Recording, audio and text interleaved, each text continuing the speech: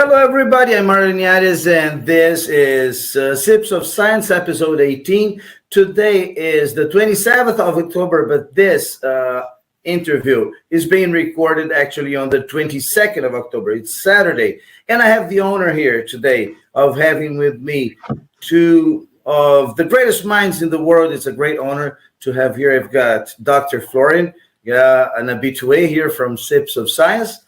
Everybody is aware of him. We're going to be talking about the largest event on sustainability through science and technology. And besides Dr. Florian, today it's a great honor. I had the honor of meeting him in Rio de Janeiro, but not interviewing him. And I've been wanting to talk to him. I'm a big fan. We have here Dr. Lee Dodds, who is the department head in the University of Tennessee Nuclear Engineering, the UTNE department, where he's been since 1976.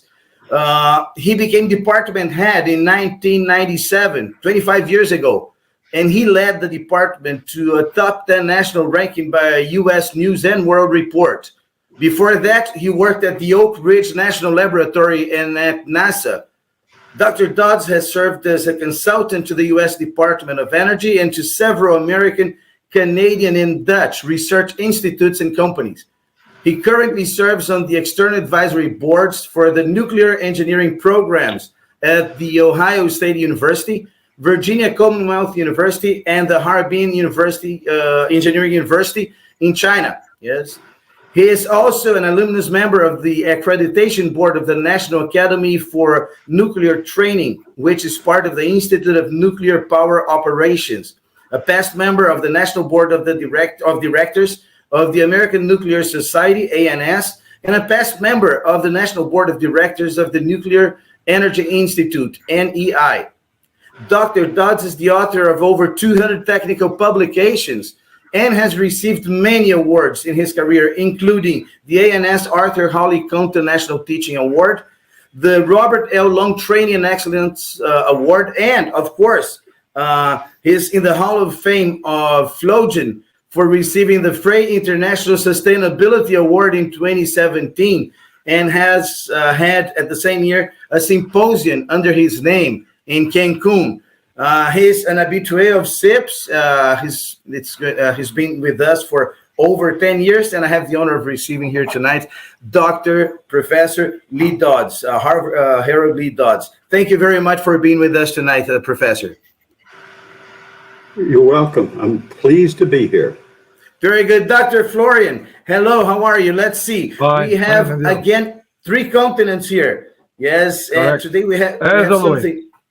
Yes, exactly. And we have something different today.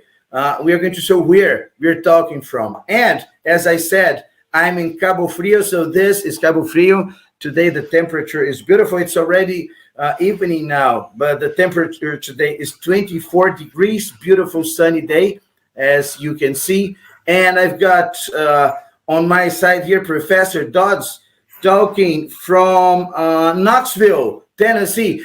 Professor, tell us a little bit what we're looking at here. This is the Sun Sphere, which is an iconic building created for the 1982 World's Fair held in Knoxville, Tennessee. Very good. And what is the weather like in Knoxville today? It is absolutely wonderful. The temperature is in the mid-70s today. Sunny. It's going to be the same tomorrow. In fact, I'm supposed to play golf tomorrow morning at 10 a.m.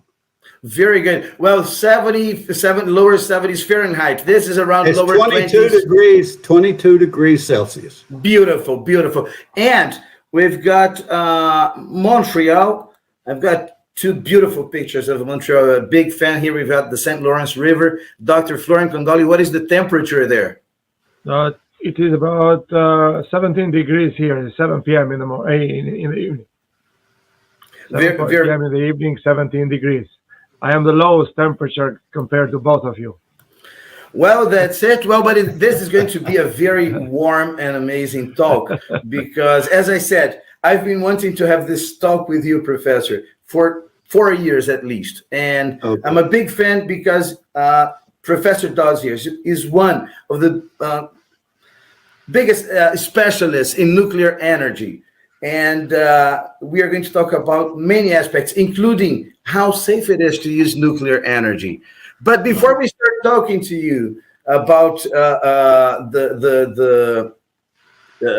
specifically your symposium, I want to have a general idea. I would like Dr. Florian to welcome us, talking about the Sustainable Industrial Processing Summit and Exhibition that is going to take place between the 27th of November and the 1st of December in Phuket, Thailand. So, hello, Dr. Florian. What can we expect from the largest event in the world focused on sustainability through science and technology? Well, as you know, we have the energy here, and the energy power SIPS. We are speaking about energy, but to put it in a context, you know, SIPS is a 360 degrees, has 50 symposia in different fields, which are really scientific symposia, and they are the focus and the direction is how they help sustainability. So the sustainability is kind of spine of SIPS, and all our symposia are like vertebrae, you know, having a spine as a focus or as a goal. And this is not by chance. This was developed naturally, and then now it follows a Flogen sustainability framework, which we are obliged to develop because we saw a huge confusion in literature about different criteria for sustainability or different, definition of sustainability. In the beginning, sustainability was developed as a concept, you know, in Rio in 1992, but nobody knew about that. Then it became a little bit popular, and everybody wanted to have a piece of it to include anything in it that they hold dear. So culture, rights, government, you name it. Nothing wrong with that. Everybody has his own love and about the different subjects, and they want to include in sustainability. And it's pretty good. It's okay. The issue is that they were throwing in one bag, all of them, criteria, goals, you know, the apples and oranges were in the same bag and became so complicated. Nobody was really understanding anymore what they were speaking about. So the general idea is there, but there was not structured. It was a typical. I mean, not a typical, but it was an example of confusion. So that's why we divided. We developed the Flogen sustainability framework as a table with three pillars. The criteria are there. So the criteria are, in order to be sustainable, we should understand it very well. We have to simultaneously, the word simultaneously is very important, simultaneously achieve environmental protection, social advancement, and economic growth. Any of these criteria is not fulfilled, we are not sustainable. So if we protect the environment, but they make miserable the life of human beings, we are not sustainable. If we protect the environment, but we forget the economic growth, that goes against the environment in a short term, not in short term, could be in mid-term. And if we forget the economic growth, if we forget so we do only economic growth and we don't care of development of the quality of life of human being or the environment, we are not sustainable. So being sustainable is to achieve them simultaneously. It's much difficult than what we see today. We jump from one side to the other. So today we say, okay, well, sometimes ago we're saying environment, forget about economic growth, forget about sacrifice human quality of life, just environment. So you know very well the book that is published in the United States in around 2002. It is what to do now. We are too late in protecting the world. The only solution to be sustainable should die. Everybody should die because this way we cannot produce CO2 and we save the planet. So basically, we want to save the planet without people in it, which is kind of stupid, but that's what it is. So it's easy that way. If you take care of the environment, forget the others, it's much easier. You know, if you forget economic growth and you say only social development, it's very easy. But the difficulty is to achieve them simultaneously, then you are sustainable. But these are the three criteria. Now, who hinders or helps sustainability? There's a completely different story. It's not criteria anymore. if it is government is not a criteria of your sustainability. It is an actor. It is a pillar. Education, it is not a criteria of sustainability. It is a pillar. It is an actor. And science and technology, it is not a criteria. It is a pillar. It can hinder. Every of these pillars can hinder. It depends how you manage them. Can hinder or help sustainability. It's a table with 3 pillars. They are equally important. However, there is an order of precedence, because take the government without any technological solution. What is their means in their hand to act? Take the Germany today. No energy.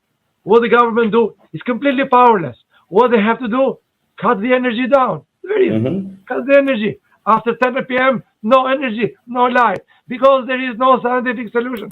That's why we have to start the science and technology, which gives solution. And the education prepares scientists and engineers for the future. And here we have Professor Dodds. He's a researcher. He's a university professor. He covers both the pillars of science and technology and education, but also the governance and management. Governance is in a political side. Management is in a company side. In a industrial side, and also in a company, in an entrepreneurship point of view. So here we are. And then today, as I mentioned, energy is one of the best. Not the best, but I mean, this is a king, the elephant we can say in the room. People sometimes do not want to see. Sometimes they are afraid that the elephant will crush them all. And sometimes they do not. Sometimes they pretend to be indifferent. But now everybody understands. And what is important today, it is that we have Professor Dodd, and our sustainable energy production symposia has been going on since forever in SIPS. And Professor Dodd has been there all the time. And his subject has been energy, comparison of different kinds of energies, and he was always a partisan of nuclear. Now, if government of Germany and some other government would have been in our summit and would have heard our symposium and Professor Lee, we would not have this energy crisis today. Exactly. Because the nuclear energy has been on top of our agenda, and in Professor Lee's presentation, nuclear energy, the advantages, clean, etc., etc. So, but what happens is politics. Politics is a different kind of animal. So politics are under pressure, and sometimes they have to take decisions, and it's very strange because Angela Merkel is a scientist. It's coming from a scientific background, strong scientific background, bachelor, master, and PhD in science. So, and then because of political pressure, whatever it is, all political class in Germany failed. There is no difference. Angela Merkel or others all decided to close down nuclear reactors. Besides one party, which is strange because it is Germany Green Party. Normally, Green parties go in extreme, they are against nuclear reactors. Not in Germany. The head of the party was Reinhard Bütikofer. And he was the only one that he was against closing down nuclear reactors. And he warned political class in Germany, they didn't hear him. But why I mention this? Because we are proud in one direction. SIPS acknowledged a leader. In 2011, in SIPS 2011, we honored Reinhard, 11 years ago, we honored him with Frey International Sustainability Award. So we were able to see before the crisis, 10, 11 years ago, we understood the leader, and we acknowledged the leader. And also he is our merit also because he followed us. And we are on the side of real viewpoints on energy. So that's why I say if they would have heard our symposium and also Professor Lee's symposium on nuclear energy, advantages, we would not have been in this energy crisis today. So here we are, the star of of SIPS 2017, where he got Free International Sustainability Award from us, and also a symposium under his name, well deserved. Here it is, Professor. And he's on the Hall of Fame, right? And this is in our Hall He's of on the Hall of Fame. Fame. I can show you here. Yeah, and the link will be here. Dr. Florian will show there, but the link will be here in the description. You just click on the link and you will see his biography and also the Hall of Fame. He's in our Hall of Fame here, and there where he is very good. Congratulations. As I said when I started the program, I said I've been trying to talk to you, Professor, since 2018 here in Rio de Janeiro, and because I've always thought that the narrative behind nuclear energy being bad didn't make sense. Yes. And being able to talk and hear from one of the greatest specialists in the world in nuclear energy about the benefits and, I mean, why we should use and how safe it is. So thank you very much for being with us today. And let's go straight to the point. First, is there an energy crisis in the world? Yes, obviously, especially since the Ukrainian war has been going on.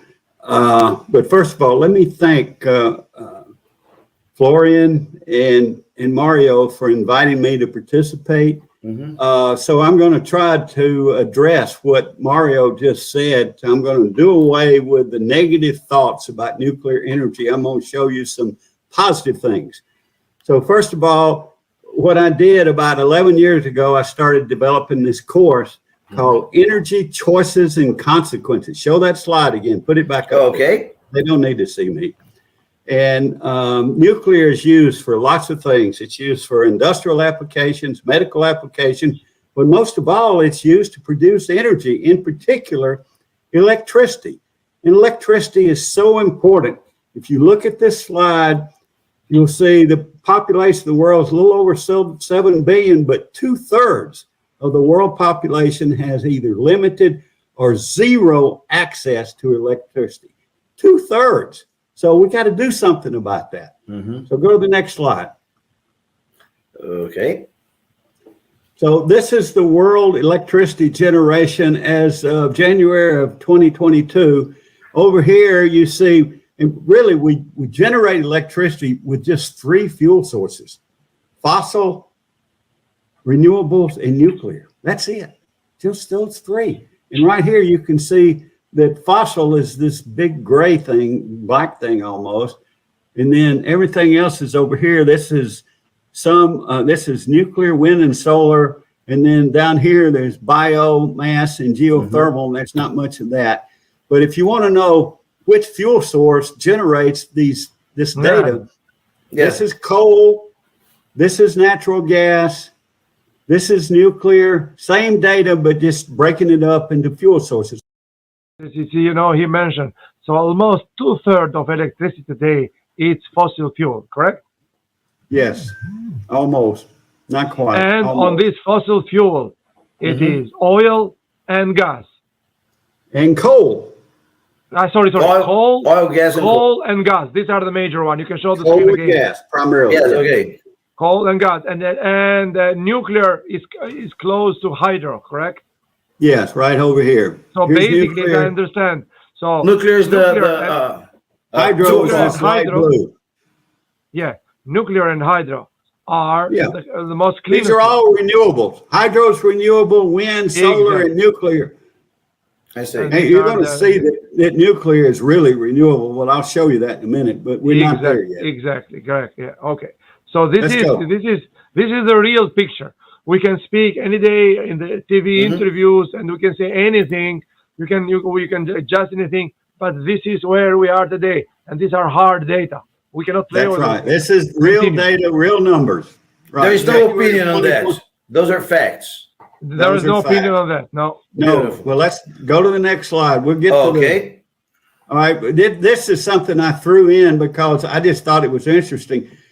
The United States is the home for the headquarters of Tesla. electric automobiles. You would think we would be the world leaders for electric automobiles. We're not even first. We're not second. We're third. China is first. Europe is second. The United States is third, and then there's everybody else. We are behind. This is a percentage? This is a percentage? What's the unit? Number of units, number of cars. Number of cars. Okay. Total, not per unit of population. Yeah, they're total. It's not normalized. Absolute numbers. Absolute numbers, not percentage. I think that's right. Yes. Let's go to the next slide. This is esoteric. Okay. Let's take a look here. All right. What I want to do is discuss the three energy sources for producing electricity, namely fossil, renewables, and nuclear, and these 5 categories: public health and safety, environment, sustainability, economics, and the last one is politics. That's the essence of my course. Now, my course is a 1-semester course, so I've cut it down to 30 minutes or less. Actually, Mario said you better do it in less than 15 or 20, so I'm going to try to do it. So let's go to the next slide. Well, these are the point of discussion. So each time you can say something. Yeah, exactly. This is like this is the question I had, and sorry to interrupt, Professor, but I mean, I've always heard nuclear energy is boogeyman. Yes, you're going. It's like an urban legend. You will kill millions. And when I saw these numbers, these figures, I got so very impressed, and I would like you to go exactly about this. How dangerous? All right, this is the data that shows that nuclear is not a boogeyman. We're not a boogeyman. In fact, we're down here, we're super safe and super good. Up here, what's bad is coal, oil, natural gas. These are the fossil fuels. You know what biofuel is? That's burning wood. Okay, a lot of in Africa, they burn wood to heat their tents and houses and to cook their fuel. Then comes solar, wind, and hydro. All right, now this is what I'm showing. I'm showing you. I should have said this. Mortality rate, number of deaths per trillion of kilowatt hours of electricity. Okay. Coal is the worst. Oil is next. Biofuel, people heating and cooking with wood is next. And then you get down here to the really good fuels. It's hydro, that's not really great, but nuclear, the global average for nuclear, I'm talking about electricity now. Yes. Nuclear in the United States, the mortality rate is 0.1. And this comes from Forbes magazine.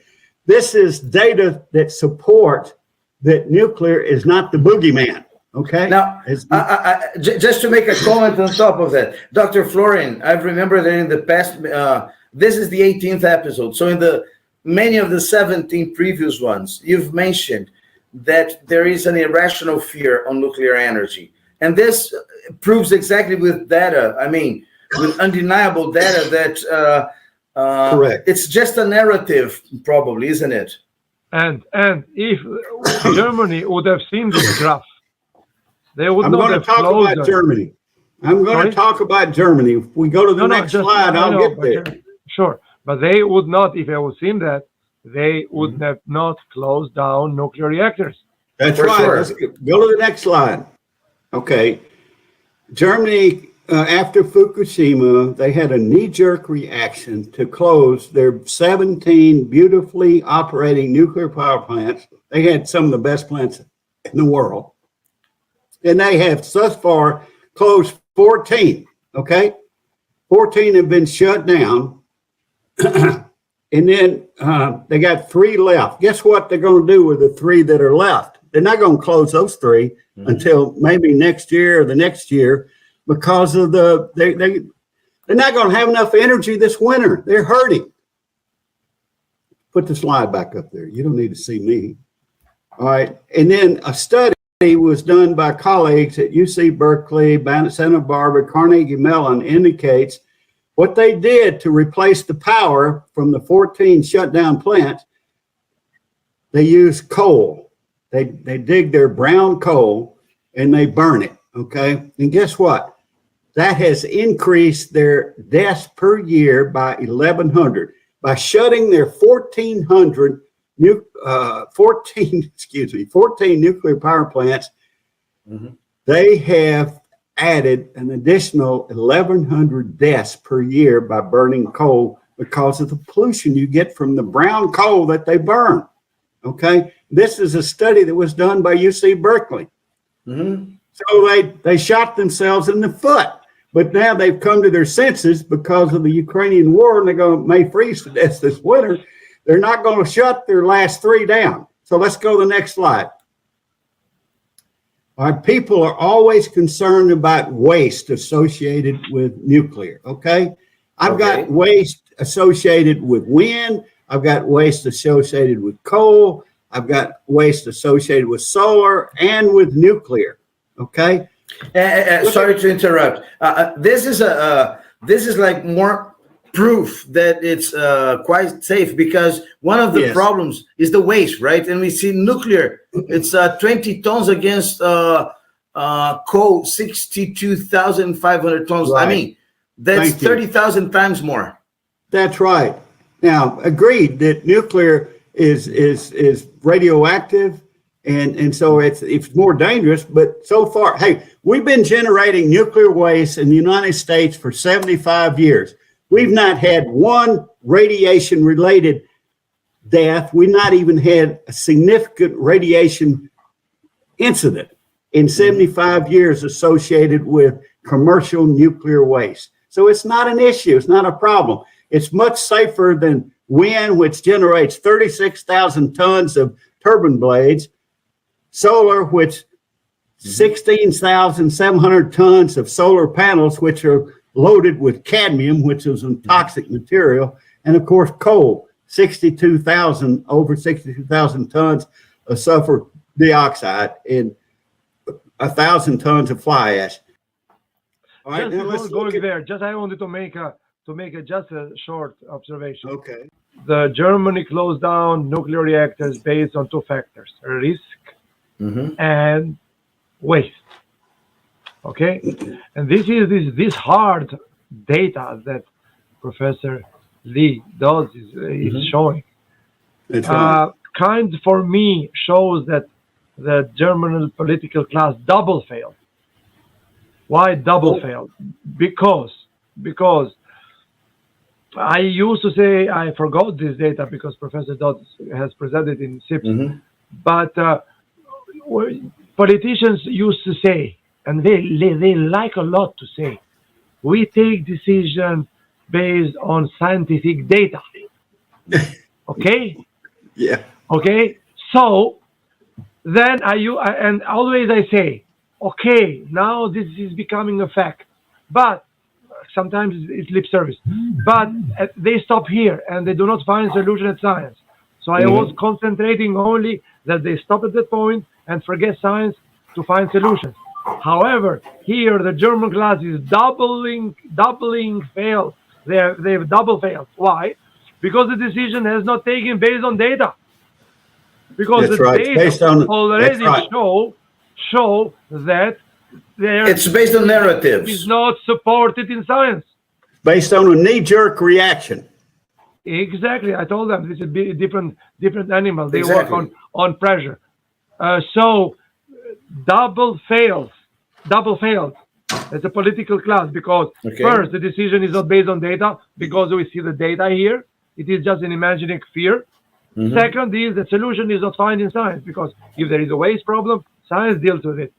Bring money to scientists to find the solution. Exactly. And second, if it is a risk, bring money to scientists to. And Professor Dodds says in the United States there is no issue with nuclear reactors because not because of its nature, but it is always an improvement. The science development making them secure.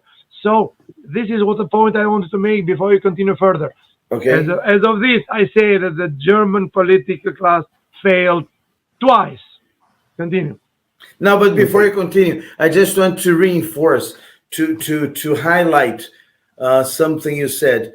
In 75 years, there has been not a single death related to nuclear waste. Right. Commercial nuclear commercial waste. nuclear. I mean, when you Right. say commercial, it's like a nuclear power plant. Exactly. Yes, that's correct. Exactly. So not one single death. I mean, how many? And in the same period, in 75 years, you have hundreds of thousands of deaths related to other That's right. forms of energy production. Wow, this is Yeah. amazing. Serious. But Okay. sorry to interrupt, Professor. No, Continue. that's a good point. Thank you, Mario. Uh-huh. All right, go to the next slide. Oh, next one, okay. This All right, one. now let's look a bit at the environment. This came from this data, global mean surface temperatures are increasing. This is from the Intergovernmental Panel on Climate Change in 2001. This is 20 years old, but it hadn't changed. It's still getting worse. The data you see up here is all measured data for the last 150 years. Down here, it goes back 1,000 years, and you can see the data for 150 right here. The global mean surface temperature is increasing. I mean, we're seeing all kinds of effects. The Greenland's ice is melting. I mean, it's not a good situation. All right, go to the next slide. There's a correlation, next slide, between the global temperature, which I just showed on the previous slide, and the amount of carbon dioxide in the atmosphere. And here it is for the last 120 years. Now, the zigzags, what you need to pay attention to is the trend, okay? These are measurements. All these are measurements, okay? So the trend is that as the global temperature goes up, it's correlated with the concentration of CO2 in the atmosphere. And I think most people know that. Go to the next slide. Yeah, just a comment here. This raise of 0.6, an increase of 0.6 degrees Celsius. Yes. That is a lot. That is a lot, according to climatologists, people that are experts on the climate. For me and you, and we deal with everyday temperature, that's not a lot. But for the global temperature for the whole planet, 1 degree Celsius increase is tremendous. We're trying to keep it to less than 2 degrees. And hopefully we can do that, but it doesn't look like we're going to be able to do that. And nuclear energy can help a great deal in that process, We right? don't produce carbon dioxide in the atmosphere. Zero. That's a fact. Zero. That's why I'm such a big fan. That's why I used to say that when they took the decision, they closed down a clean energy, one of the cleanest energy production based on risk and waste. Two things that can be taken care by science. Now, Professor Dodds, a very delicate subject. How safe is nuclear energy? This is a good summary slide of safe and clean energy sources. Over here on the left, these are all safe energy sources. The best ones are at the bottom. Over here on the right are clean energy sources. The best ones are at the bottom. Look at the three best ones at the bottom. Solar, wind, and nuclear. Look at the worst ones at the top. Coal, oil, natural gas. These are fossil fuels. Biomass, that's a fossil fuel. That's not a fossil fuel, but it generates carbon dioxide. Hydropower is good. It's okay. But the best ones are solar, wind, and nuclear, both safe and clean. Go to the next slide, unless you want to ask a comment. Let's look at sustainability. I've got 2 slides on sustainability. Sustainability of non-nuclear sources, okay? The sun doesn't always shine. Wind doesn't always blow. Renewables are expensive, but they're getting cheaper, thank goodness. Our fossil fuels may last 500 years, depending on the use rate. Conservation is important, but it's really not an energy source, but it's like an energy source. We waste energy in the U.S. because it's cheap. At least it has been. It's getting more expensive. Gasoline in Europe, when I go to Europe, it costs me $7, $8, $9 a gallon. We haven't gotten to that point in the United States. What about Canada? You don't go $9 a gallon in Canada, right? What's the price in Canada? It's been increased, but we don't use a gallon. I have to do the calculation. You use, Tell me, I can do the calculation. Yeah. So right now, the worst came to almost $2.5 a liter. Okay, that's about in Brazil. In Brazil, it's like less than $5 $6 a gallon. I did the calculation, unless I'm wrong. I have been wrong before, by the way. No, but it's because it went down great in Brazil. Right now. What about in Brazil? You guys have cheap gasoline. Yeah, between $4 and $5. I would have to see the exchange rate today. Per liter?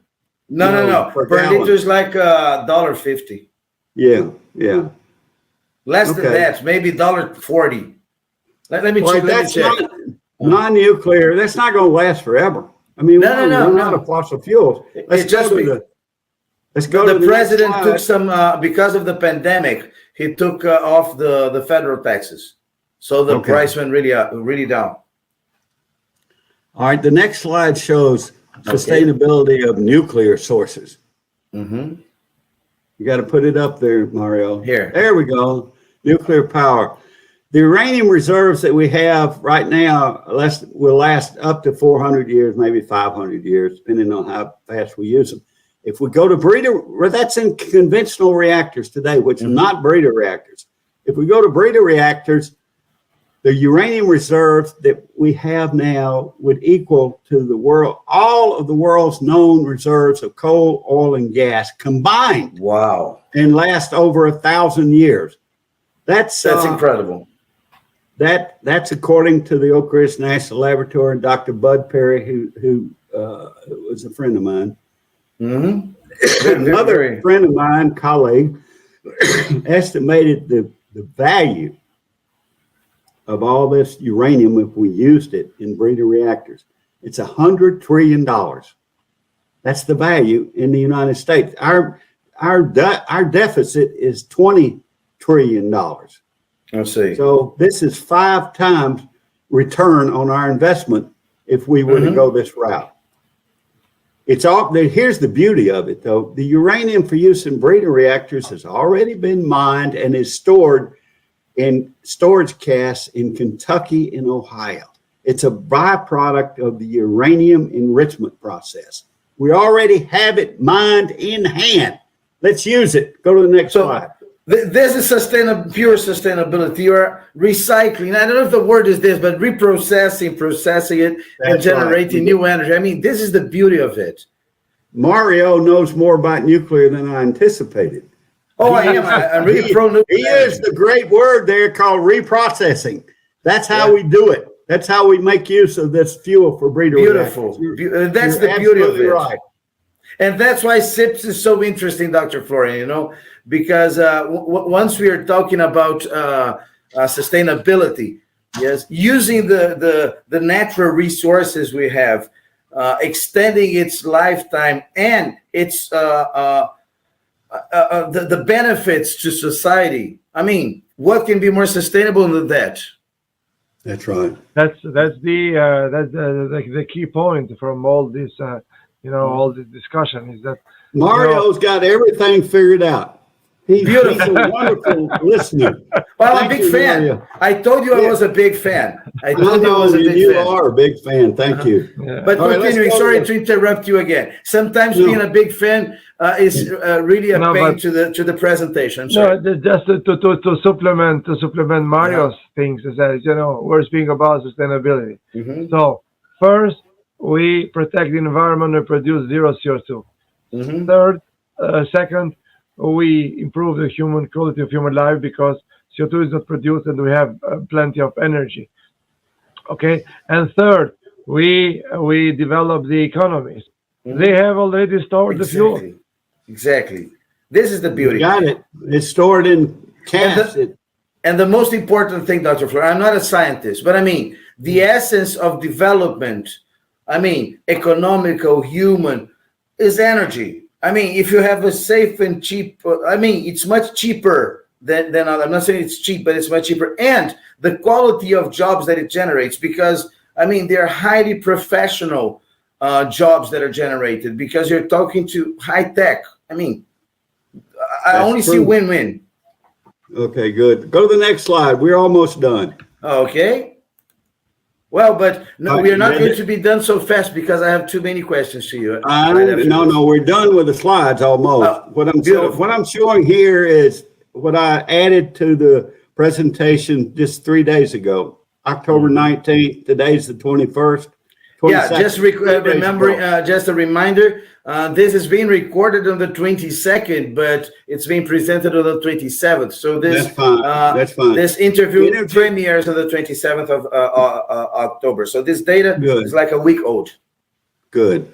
Energy price changes from January of 2020.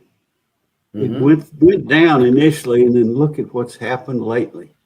Oh my goodness. And right here, see this vertical line? That's the beginning of the Ukrainian-Russian war. And look what it's done after that. Now it came down, but it's going back up, unfortunately. It was even worse than the pandemic. The oh war. Gosh, it's terrible. It is terrible. And I'm concerned about countries in the U.S. Well, I'm concerned primarily about the Ukraine. This is, can you see my hat? Yeah, let me zoom in you. Yeah, better.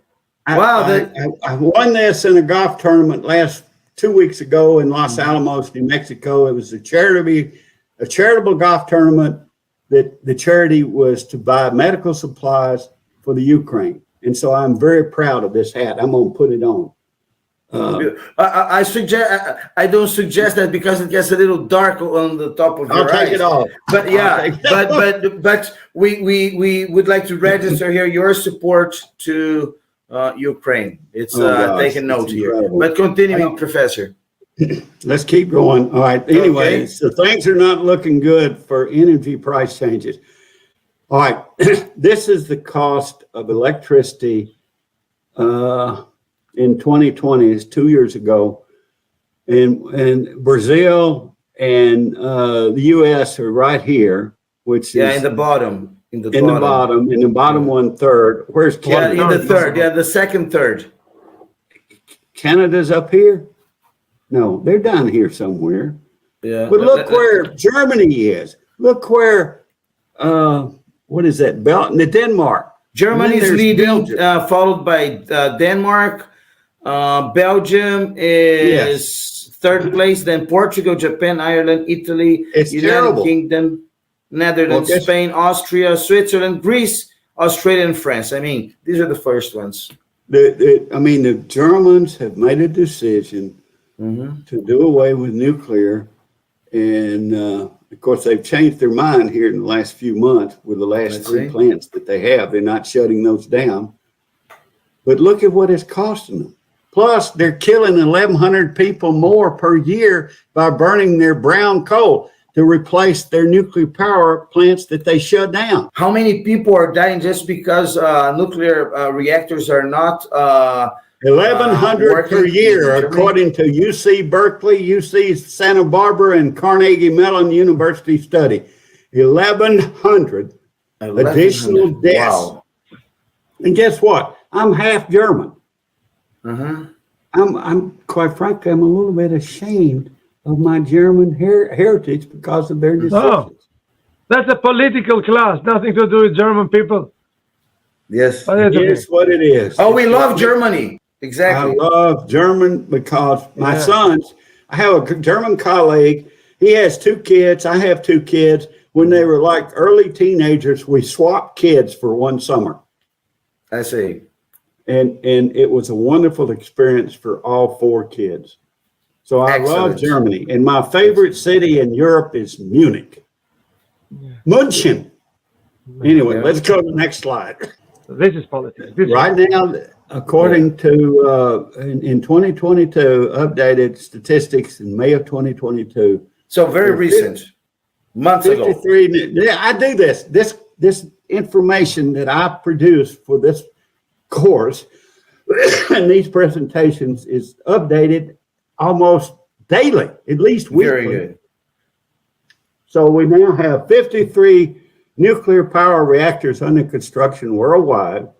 There are 440 reactors currently operating.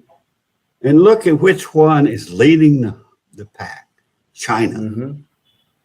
Who's the next one, Mario? I can't read it. Let me get here. Let me read the first ones. I'm going to zoom in my computer. So China. First one is China with 15 nuclear power plants, India with 8, South Korea, and Russia with 4. Fifth place, Turkey with 3. Then with 2, we have a whole bunch of countries here. Bangladesh, Japan, Slovakia, Ukraine, United Arab Emirates, United Kingdom, United States with 2, all of these. And with 1, Argentina, 2. Belarus, Brazil, France, and Iran. Brazil with 1.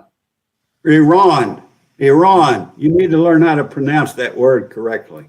Let me see. Iran. Yeah. Iran. It's not Iran. It's not Iran. Iran. So sorry for that. Yeah, sorry for that. No. You're a journalist. You love English. Yes. So do I. I'm trying to help you out. You've helped me out tremendously. Thank you very much. Thank you very much. I'm trying to, the proper way to pronounce Iran. It is Iran.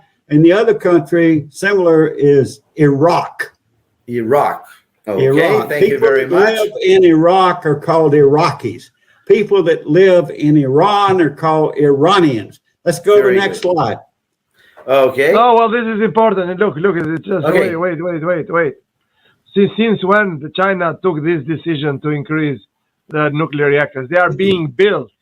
But to build the nuclear reactors, how long it takes? In China and Korea, and it takes 5 years, 5 to 6 years. 5 so years. We are in 2022. They made the decision in let's say 2017. Or later. That's right. It's true. So they took the decision for 15 to be built. And we were in China together probably 3 years before, and you presented exactly the same thing. So probably China, you planted a seed. China heard you. Heard you. Probably. and this is good, serious. Especially like, for example, China is such a, for sure you know this better than me, but they use a great deal of fossil fuels. They cook with coal. I mean, they have like those restaurants they use like coal ovens, coal stoves. Yeah, they reach a temperature like 1200 degrees Celsius. Yes, and they're trying, like 1 or 2 minutes. To move away. They're trying to move away from fossil fuels, as this slide that you just showed shows. They have the most aggressive nuclear power construction program in the world, China. Now, but Professor, just on this, with this 15 nuclear power plants, there are others in China. Yes. So yes. So there are currently, as you said here, 440 reactors and 53 being built. So we're going to, in the next few years, we're going to have 500 nuclear power plants in the world. Yes. What is the percentage of energy that this will generate in percentual terms in the world? Probably 20%. Right now, it's 20%. 10% worldwide. It may be in the U.S. It's 20%. Worldwide, so it would need what, 5,000 nuclear reactors in the world? No. We won't have 5,000. No. We would need in order to generate like a hypothetical 100% that's energy. Right. We would. That's correct. Okay. Do you believe that we will ever reach this number? And I'm not talking about a near future. I'm talking to, let's say, the end of the century, for example. Maybe eventually. I can't know. I mean, who's to say? We're speculating. We don't know, but hopefully, yes. But possibly, let's say, I'm not going to say if it will happen, but is it possible to happen? Yes, it's possible. Okay. It is definitely possible, but I don't know if it's likely. I do not know. Okay. Why? Why is not likely? Because there's a lot of resistance. Political resistance, you mean? People are still concerned about nuclear power, nuclear anything. I mean, they don't realize that they're in the United States. We already produce our 20% of our electricity with nuclear. I see. Okay. And hopefully it's going to grow. And in the Tennessee Valley, which is where I live, it's over 30% because we have a lot of nuclear. In the Chicago area, it's 50%. But in a lot of places, like in Montana, it's 0. They have a lot of coal. They're burning their coal. They're killing people. Yeah. They don't realize that, and I don't know that they really care. Professor Dodds, we know there's a very strong lobby from the fossil fuel industry, like oil, coal. Yes. Do you think the nuclear energy industry is not doing the homework in political terms? Well, that's a good question. That's a wonderful question. And in the past, we have not done what we needed to do. Okay. You're absolutely right. But we've changed, and we're doing what we need to do. And the fact that I have this course, and there are lots of other professors and engineers and scientists presenting similar type information. We're trying to educate the public about what is the right path forward. And the right path forward includes nuclear and renewables. But we can't do it instantly. It's going to take a while. So we're going to be using fossil fuel. We got to do it. And the main one to use is natural gas. You don't want to use coal. Now, Professor, after all these explanations, which conclusion can we reach?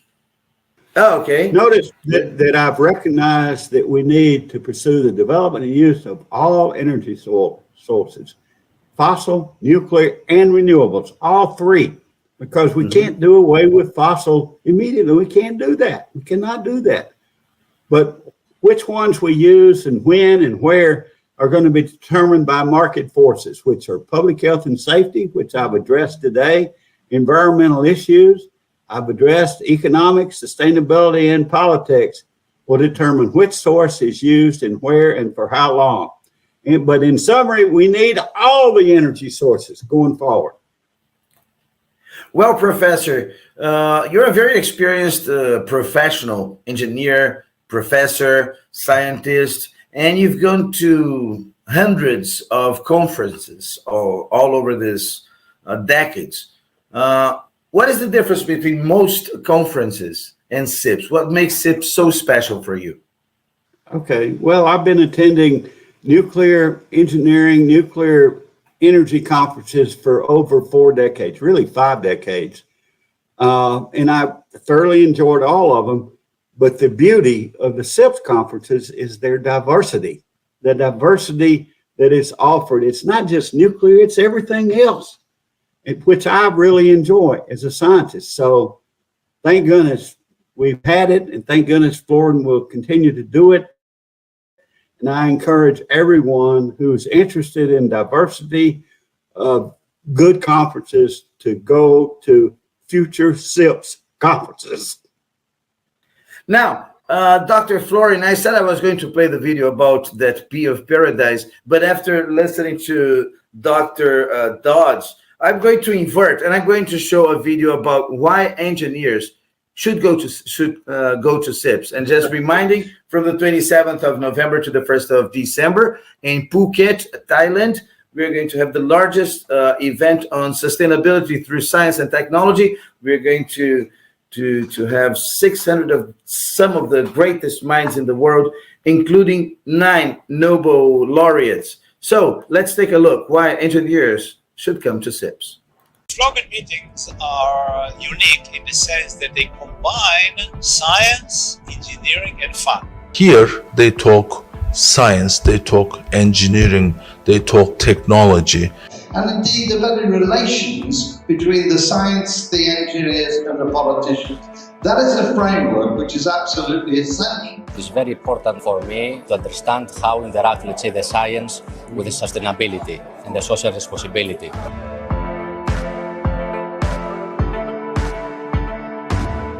I meet a lot of people, normally not used to meet. It should be nice to actually meet them and have a discussion longer with them. And when you bring people together with different backgrounds and different interests, you create new technology and directions, and that's very important. Been an interesting conference in which we had met met and had interesting discussions. We've had some excellent discussions, talk about things that need to happen, things that clients need that we have not done yet. There's some very positive developments going to come from the people that are here working together. Has been very, very useful in establishing very successful collaborations that we have had. This, in my opinion, is very unique. Very good results. I'm really excited and very happy to be here present. More engineers are present at this conference. We have so many problems in the world, and engineers finally need some recognition that they are only possible to solve problems, and that also the industry becomes aware about that some business models will not work in the future anymore. So you can see how different companies not only incorporate in their vision the sustainability of a guide. I think it always helps to get new views of everything. Being a manager is really about building strong teams, and this is what you do here. This is team working, this is connecting. Until the chance you can work together. Wow, wonderful. If it's not, still you'll be able to learn more, the network of the people from different industries. It is this tremendous reward. Summit of this type allows us to expose our effort to other engineers for criticism, for suggestion, for improvement. So it's a continuous scientific process that can, in my opinion, can only be done, in any case, can be best done by a summit such as one organized by this magnificent conference.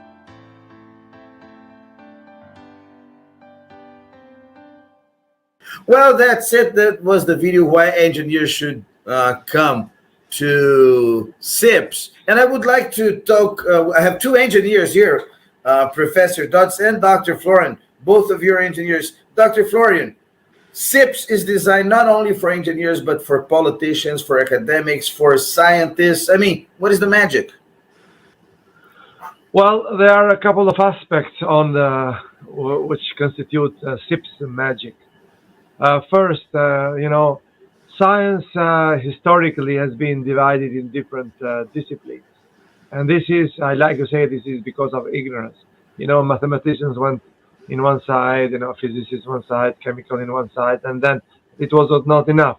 The chemical people were divided in organic, inorganic chemistry, etc., etc., and the division continued.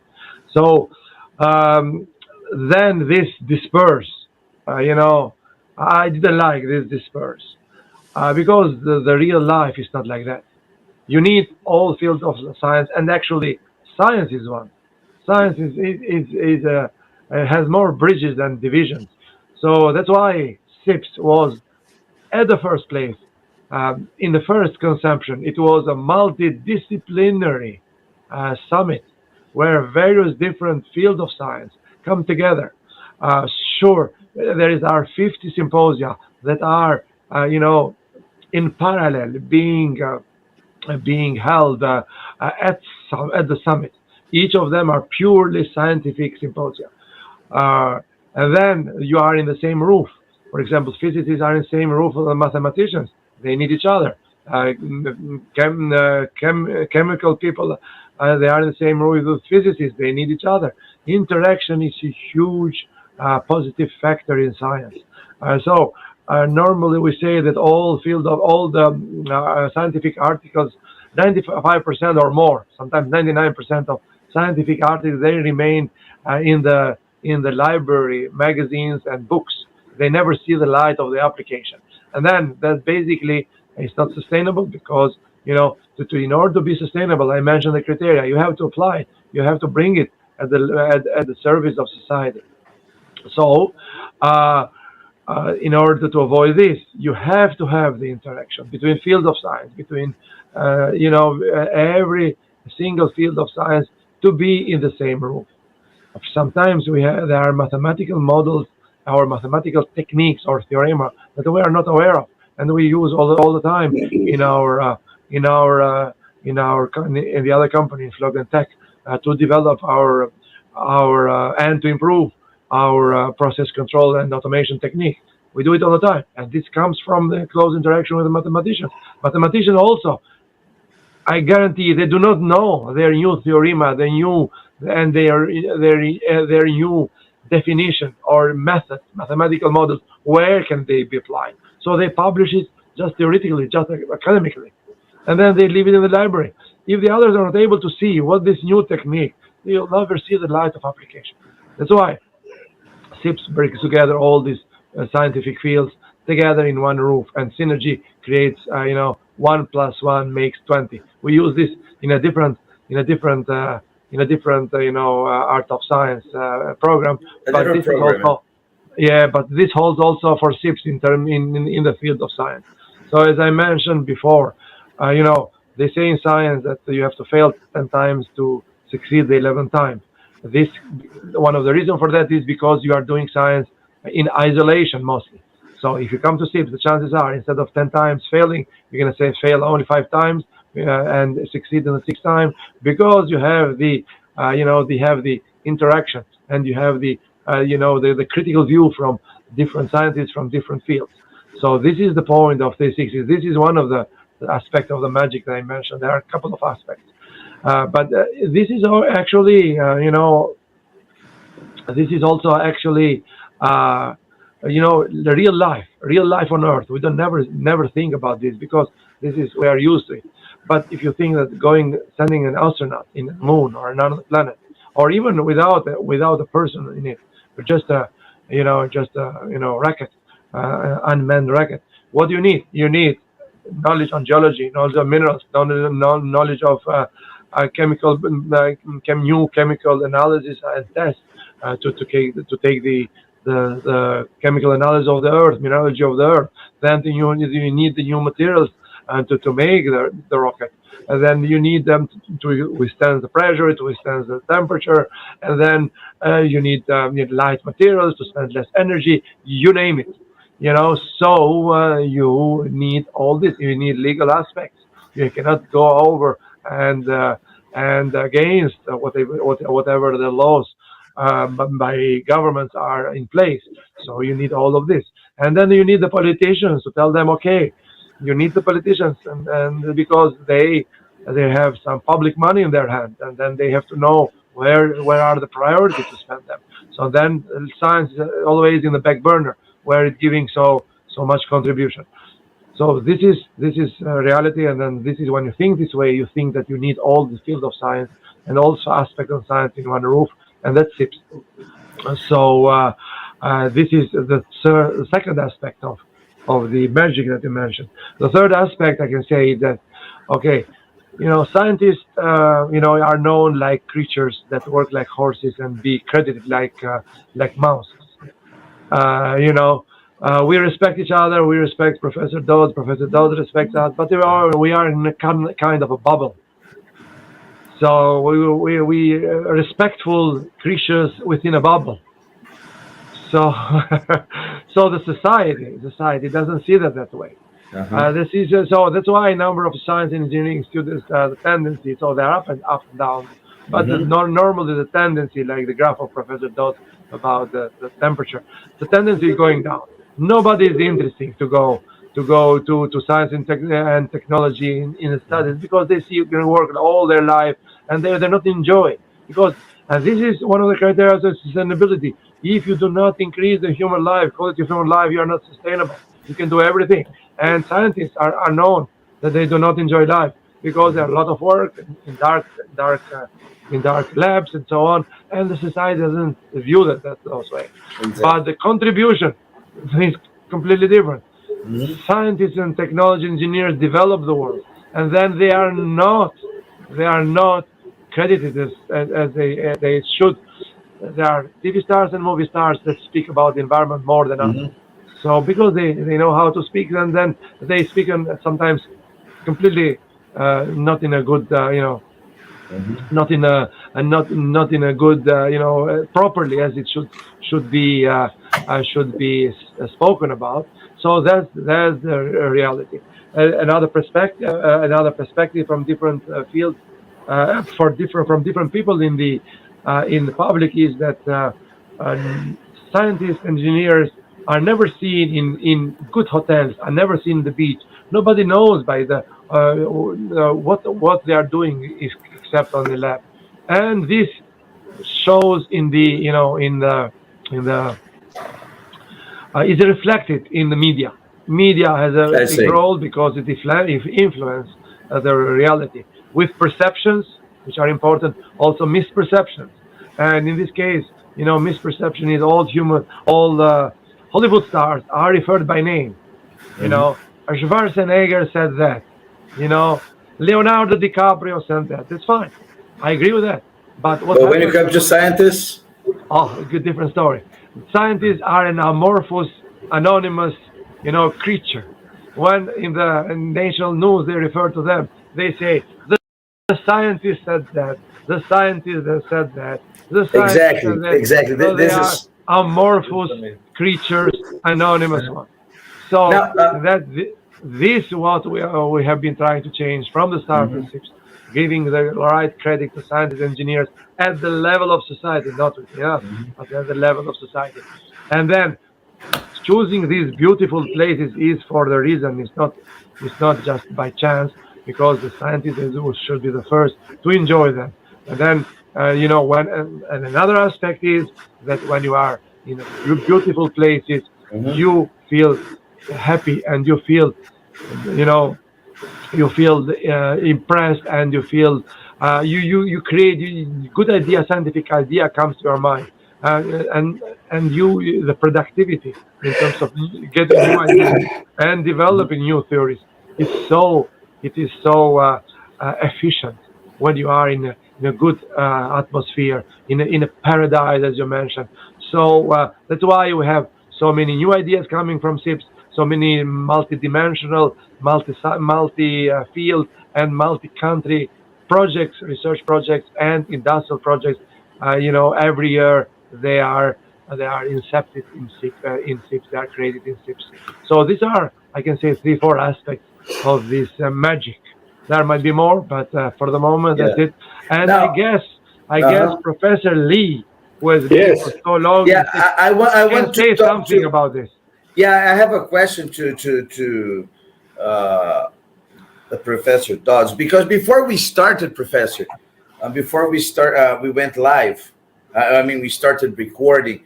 We were talking, and I asked him what was the magic of getting so. By coincidence, I also use the word magic for being so energetic, because he told me in 3 months I'll be 80 years old, and he looks like he looks like a teenager. His energy. I think it's because it's nuclear, probably. I don't know, but but it is what it is. Yeah, it is what it is. Exactly. But he's so energetic. He said, look, I like to play golf. I like gardening. And this is like outdoors activities. Yes. And I ask you about this. You've been to SIPS for the last 10 years. So you've been to Turkey, to China, to Rio, to Cancun, to Cyprus. And I ask you, this environment, the venues being so beautiful, so, a lot of nature around. Does it help the creative thought for scientists? Does it stimulate new discoveries?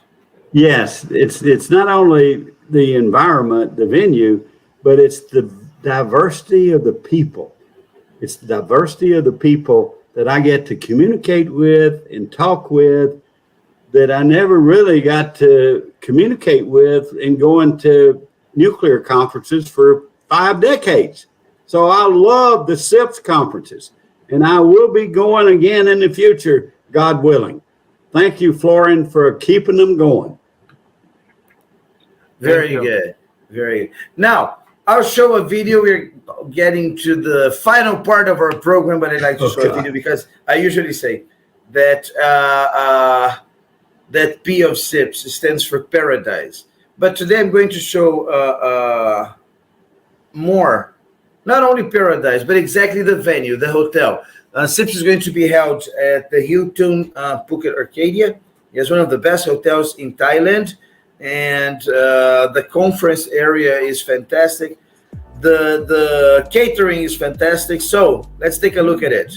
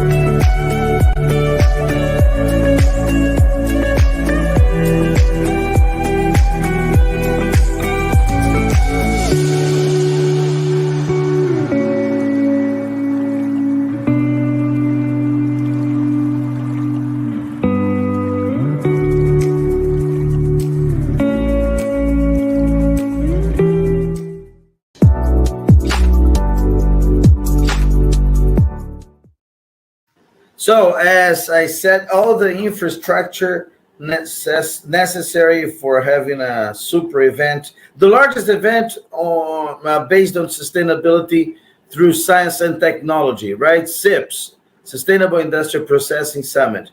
9 Nobel laureates, 600 scientific works presented, lots of engineers, scientists, politicians, executives.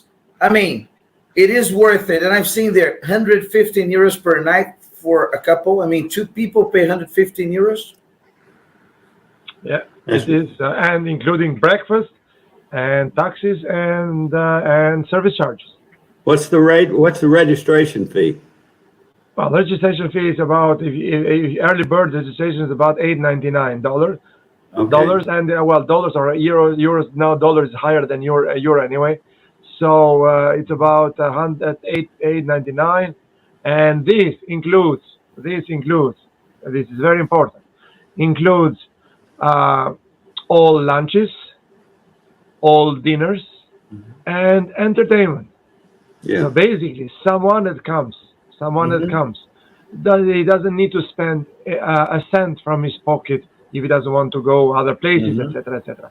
So it is an all-inclusive, deal that we have always assured for scientists and engineers as a gift for them, because we don't want to keep it high prices, and we don't want them to keep, paying by themselves. So it's always this logic in mind, meaning that if you take this into consideration, if you take it as a normal, I do not know how much you pay in a nuclear, how much you pay in a nuclear Congress, Lee. Not that much, but guess what? How much? No, I need to know. How much approximately? 600, 700? Probably, yeah. I don't remember. I hadn't been to one. I've been going to SIPS. I haven't gone to nuclear meetings. Well, I go to SIPS. I know that. I know. It is all societies. Normally, a professional society, not the... Yeah, right. So, not a professional society, about $700 now. $700, and includes only a finger reception. So if you want to go to the gala, you have to pay another $100 or $150 more. So $700, it goes already to 100 to 800, 809. That's fine. But we include all dinners or lunches, all entertainment. And that's why you have. So what about if you take this into consideration, this is one of the most reasonable price ever you can get. What about the Ukrainian women? Are they coming? Well, apparently this is a good question. Let me see how many people from Ukraine. You're going to check. That was not a serious question. Do you know a very interesting thing about this SIPS, Florian? I don't know if it ever happened. Probably not, because of the time of the year. There are going to be 20 World Cup matches that are going to take place during SIPS. Yeah, we have five people from Ukraine registered until now. We have 10 authors. So, good. So we have from Russia also. We are, because we are dealing with science, not with politics. So they are all welcome. Scientists from Russia and Ukraine are both welcome to attend. We are science and not, we don't take sides in politics. 100% neutral. Yes. So, well, that's a political. Well, that's better, because it doesn't cover the light of your eyes.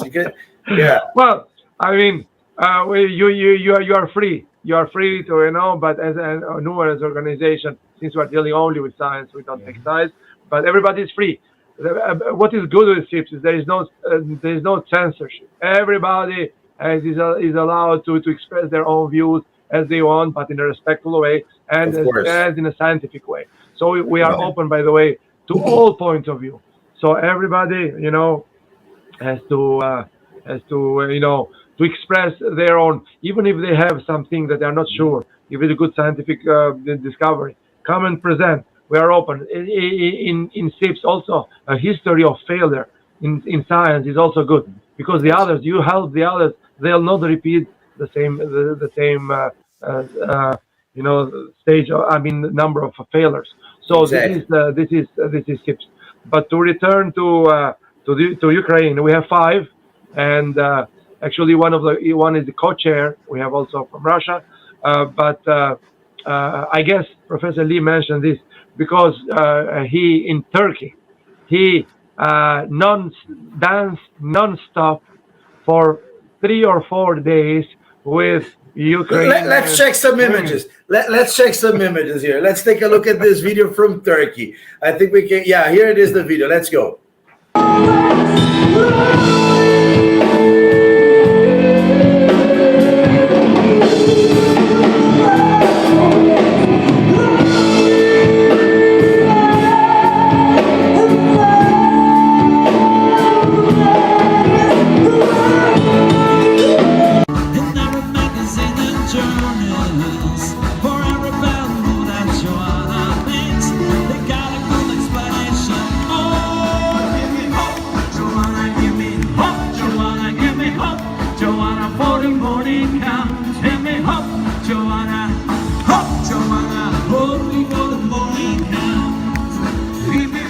Big party, Dr. Florian.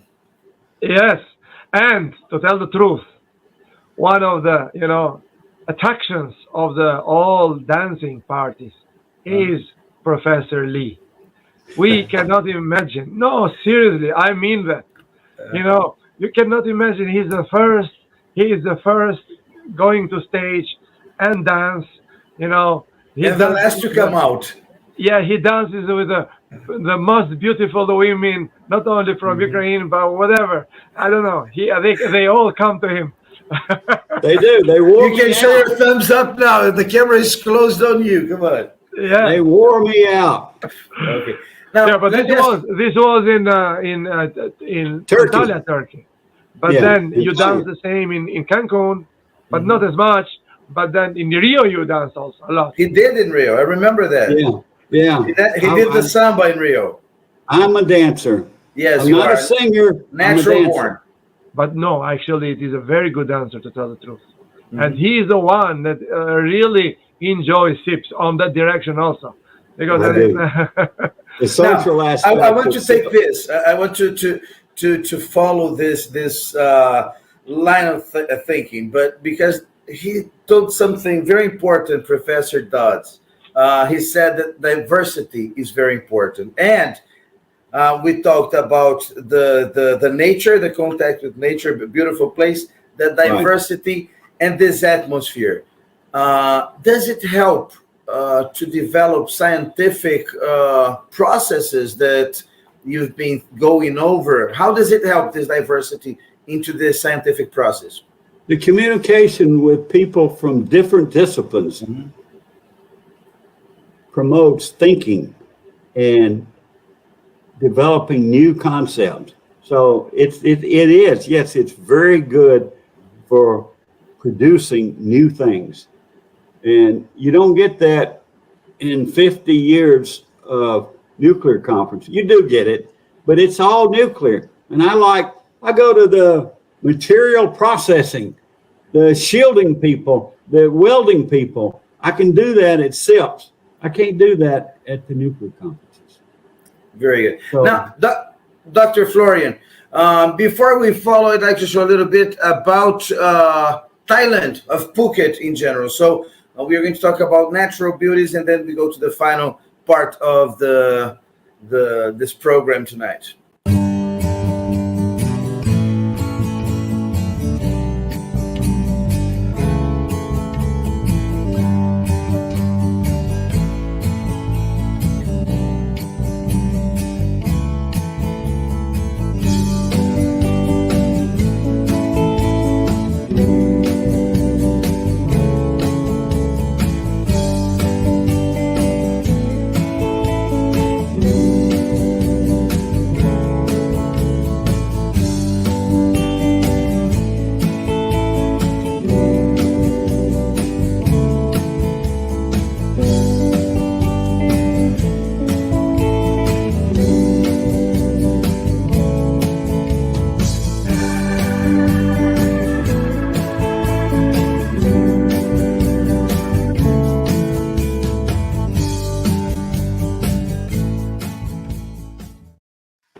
Well, that's it. We're coming back here to Sips of Science. And today we have the honor of having here Professor Harold Lee Dodds. Your final considerations, Professor Dodds. Well, my final considerations is to thank Florian and to thank Mario for the past 2 hours, 2+ hours of very productive activity about SIPS, which I dearly love, and I plan to attend in the future. And I hope everyone else realizes the value that SIPS provides and that they will attend to. You will be missing out if you don't go. Very good, Doctor. And Dr. Florian, your final considerations. This was a very special, I'm going to tell you, this was one of my favorite episodes we've had so far. Well, because, it's Professor Lee here that has been, a veteran of SIPS from, almost a decade. We can equal him with SIPS. So, and you see the way he speaks about SIPS. And then this gives us also incentive to continue to go on and make it even better every time that we do one. So we are now coming after COVID, and this will be even better, and it will have some different aspects. So for the first time, we have 3 medical related symposia. One it is oxidative stress, one it is new technologies in medicine, a very interesting program, and we have COVID related issues symposium. And this, you see, Professor Dodds is 80 years old, is like a young guy. So a young guy meaning in his activities and so on. So we have also this one of the topics of SIPS in oxidative stress symposium is anti-aging. Anti-aging is a whole theory on anti-aging. And then we have different technologies against fighting cancer, which are new and having huge success. So this is really relevant after getting out of COVID, the biggest health crisis in the last 100th century. So and then these are 3 symposia, but we have 50 symposia. We have our honorees also. We have 9 Nobel Prize winners participating. We can still accept some abstracts for a limited time. The invitation is there. You don't need the invitation. In fact, just go and submit an abstract in the system. It's still open for a limited time. If you need invitation, we are ready to provide one. But be part of the show. What is SIPS about is everybody to be an actor, not a spectator. We don't have 2 or 3 speakers speaking and the others all attend and applaud. No, SIPS is every single person has the opportunity to be an actor, to present any of their discoveries in every field, even if they are not sure. In science, failure is not a shame, because you have to fail to win. But the faster you fail, and the minimum number of fails makes you to succeed on the 6th instead of on the 11th time. So this is the beauty of SIPS, but it is a party of people that are active. It's people that are not spectators, but they're actors. It's a party of actors. Everybody is invited to present their own research, point of view, technology, you name it. So in that point, and there is no censorship. We do not we don't take sides saying, okay, this technology is good, this technology is bad, we support this technology. It is not our role. It is the role of authors to debate with each other, with argument, scientific argument, to find out the best way possible.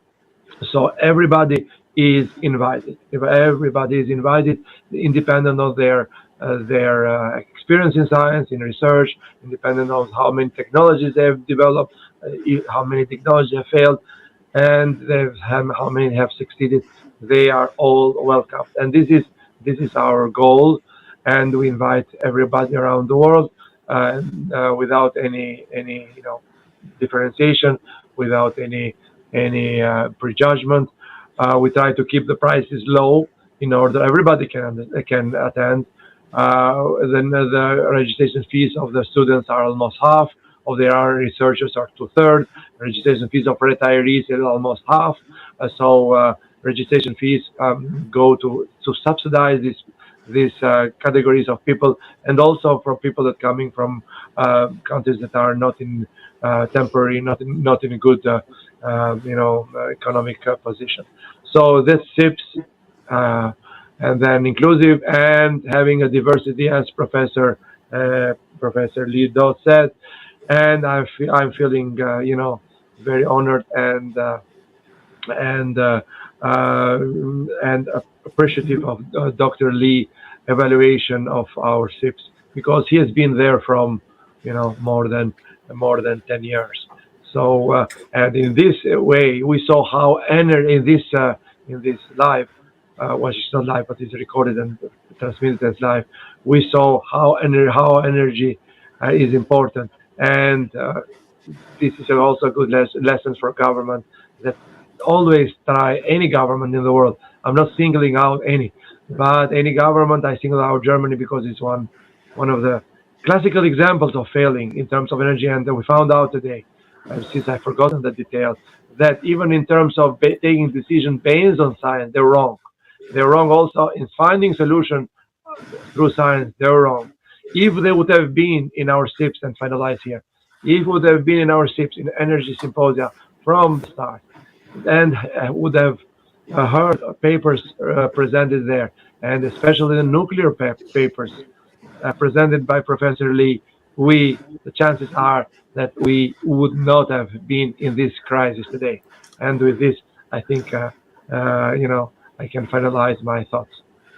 Now, and before we finalize today, I would like to show a final video here about Mauntz International Symposium.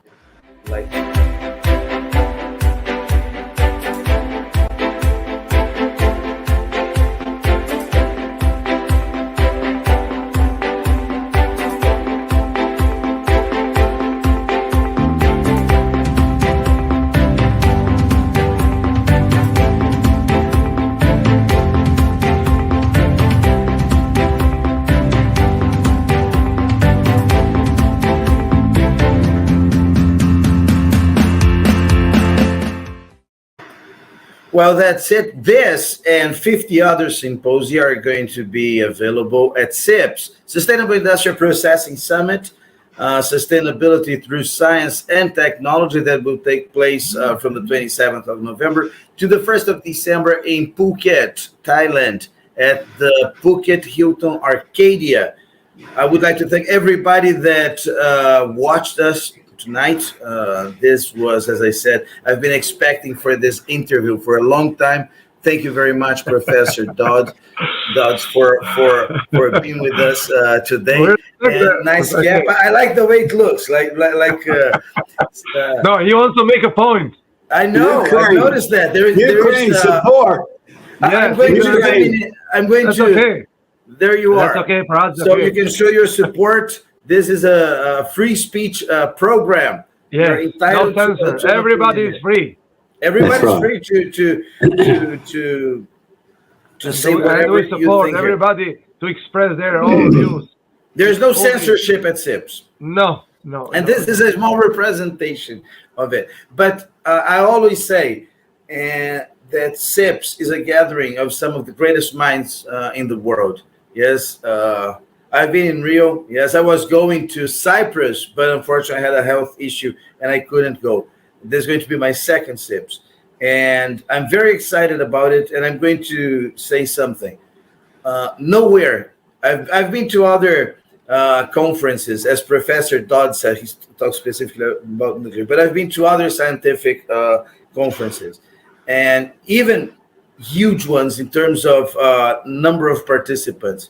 But no one has the atmosphere that you have in SIPS. Yes, 9 Nobel Prizes, 9 Nobel laureates, As I said, some of the greatest minds in the world. For example, Professor Dodds is one of the greatest specialists in nuclear energy in the world. So thank you very much, Professor Dodds. It was an honor. And Dr. Florian, once more, thank you for this opportunity. I'm Mario Linhares. I'm broadcasting from Cabo Frio, from Brazil.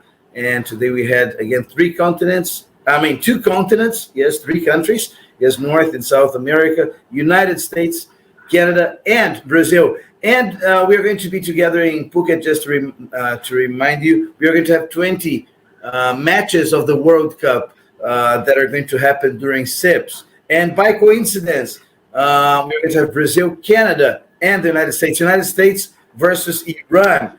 You corrected me with the pronunciation. By coincidence, is going to take place while we are at SIPS. Yes, and Canada is going to be there. So good luck for everybody. And I hope, of course, Brazil will be the champion. Well, I'm Mario Linhares. It was a pleasure having you here. See you next time. Bye. Thank you. Yeah. Thank you. Just a reminder, every Thursday, 10 o'clock GMT, that's 7 o'clock in Rio de Janeiro, 6 o'clock Eastern Standard Time. So 10 o'clock in London, 11 o'clock in France and wherever. So somewhere in the world, you're going to have the SIPS of Science. Bye-bye. See you next week.